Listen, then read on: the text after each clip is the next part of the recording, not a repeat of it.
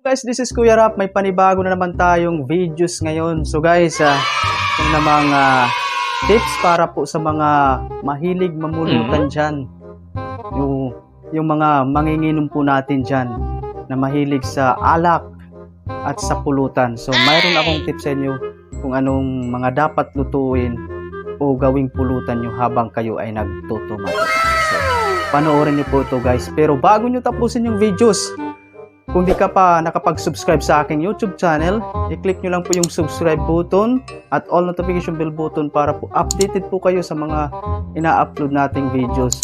At huwag nyo kalimutan mag-like at share sa ating mga videos. So guys, umpisahan na natin. So guys, ikaw ba ay isang manginginom o mahilig sa alak o talagang nagtatagay ka na talaga 24 hours? Kakay tayo guys, kakay. Cheers! Ano ka nasisira, ulo? Sarap!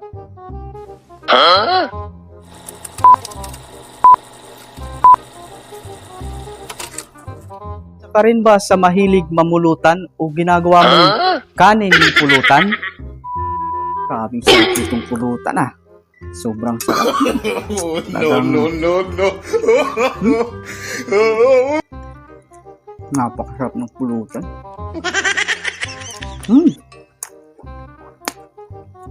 Ibang-iba. Kaya? Marinig kita sa mukha. Yan nga guys, yung mga nakita nyo videos kung anong mga nagaganap sa mga nagtatagay-tagay at nagtutumatuma at saka nagsasyat puno. Pero yung pinakadabis talaga guys na gawin nyo, ito yung gawin nyo talaga na tips para sa inyo. Yung pulutan. Kung ano yung dapat lutuin nyo na pulutan. So ito, panoorin nyo. Ito na nga guys, yung dapat nyong lutuin na pulutan. Pag kayo ay nagtutuma-tuma. So, atay ng baboy. Yan. Alam mo kung bakit atay ng baboy? Ang pinakamaganda kasi rito, kung atay ng baboy yung kakainin nyo o yung pulutan nyo, malilito kasi yung alak kung ano yung uunahin. Kung yung original na atay o itong atay na niluto mo. Kaya dapat ito yung lutuin nyo para malito yung alak. Ano ka nasisira, ulo?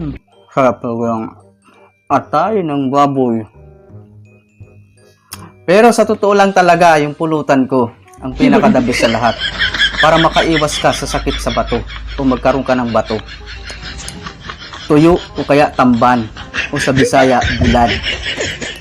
Ang gawin nyo, para makaiwas sa bato, kumuha ng asin.